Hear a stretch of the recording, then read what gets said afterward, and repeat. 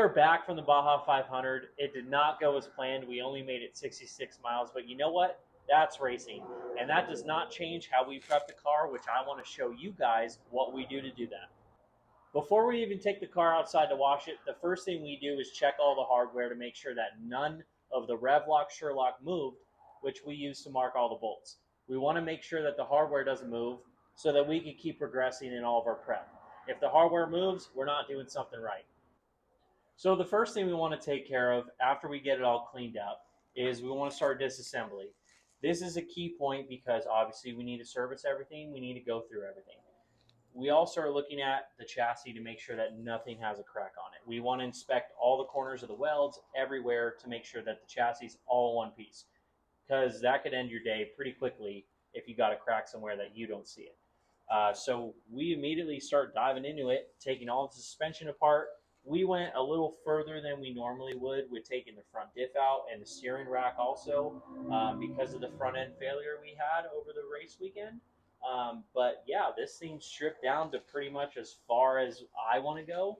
Usually twice a year we'll take the motor out of the car and get it all the way down to nothing and paint it. That's kind of just a thing to just keep it fresh looking, keep it clean, be able to inspect everything a little deeper. But for this type of prep, we removed everything we think that we need to, leaving the drivetrain in there besides the front diff. And then from there, we start going through all of the smaller stuff like suspension and shocks. Sometimes we'll give the shocks to SDG, let them service them, give them a fresh up. Right now, they only got a couple 100 miles on them, so we're going to keep those shocks rolling. Other than that, any suspension hardware, we want to go through all the bolts and clean off all the grease, off the misalignments, and also inspect all the Heims and Uniballs. If any of the Heims and Uniballs have any play or seem to be a little more worn in than we would normally have them, we will go ahead and replace them, because sometimes we're racing up to 500, 600 miles, so we want to make sure everything's tight and right. Moving forward, the fluids. I like to stay on top of them. We like to do every 200 miles, we will change the fluid, or every race pretty much. The fluid we use is Maxima stuff. It seems to work really good with not wearing down the diffs. The diffs seem to get a lot of wear, but the Maxima fluid keeps it tight and right. So yeah, changing all the fluids, making sure that we change the air filter after every single race. If you're even a normal desert guy, you want to change the air filter every trip. Keep the thing breathing fresh air.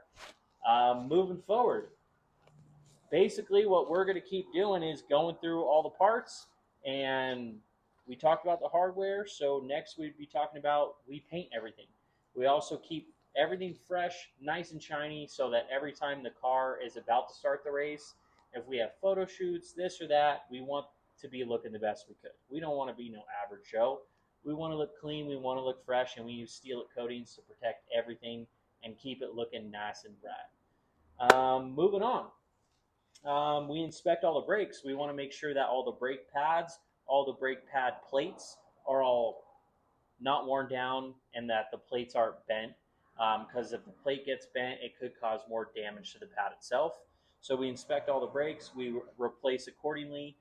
These Pro Rs, I've gotten about 2,000 miles out of a fresh set of brake pads.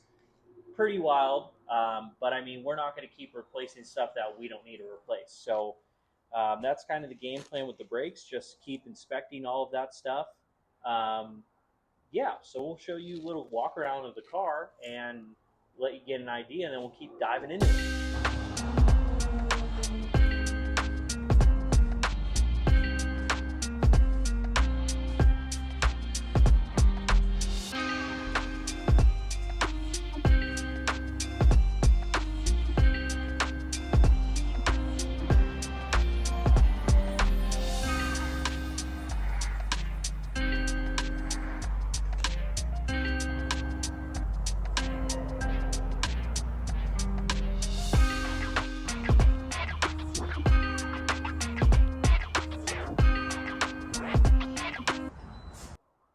So another part of going through our prep and what we do to keep checking over the car is we take the primary and secondary clutches off the car and we fully disassemble them piece by piece and inspect everything, all the rollers, all the pads, every single part of it, to make sure that we don't have any wear that we don't want to see, and also to keep them fresh. I mean, this is the most important key part of the car. I've had clutch issues in the past, and we don't want to be changing the clutches or even a belt during race day, because it takes anywhere from 10 minutes to an hour, depending on what happens, to crawl in here and fix it. And we want to keep it all dialed in.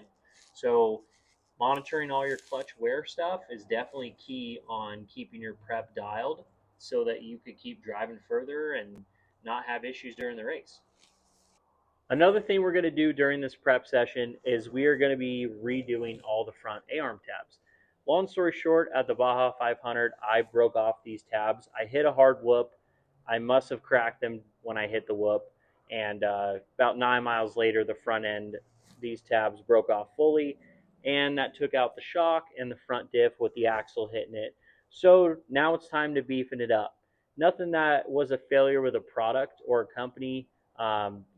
We run X Travel on the car, which takes away a lot of the steering feedback that the stock front end has, but it also puts a little more pressure inner on the chassis, which isn't a big ordeal, and it's not a failure or a bad design at all. It's actually a good thing, because we want to strengthen everything as much as we can.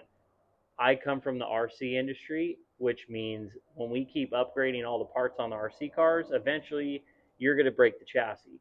And that's the same scenario going on over here. So we have a plan to box these tabs in, make them thicker with chromoly, so that it could take the hard abuse that we do with racing. These cars aren't light, and they need to be able to take the hard hits and also keep the front end on there, because that ended the race unfortunately early. So yeah, we plan to go through, strengthen the tabs. These back two ones, the upper and the lower, are already pretty boxed in from factory. Plus we run a new line product upper arm brace, which also kind of keeps it tight, and a lot stronger.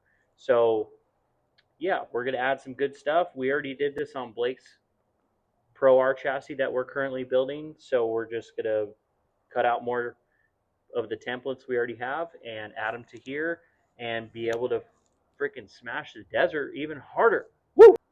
So another item we're going to cover during this prep is the axles.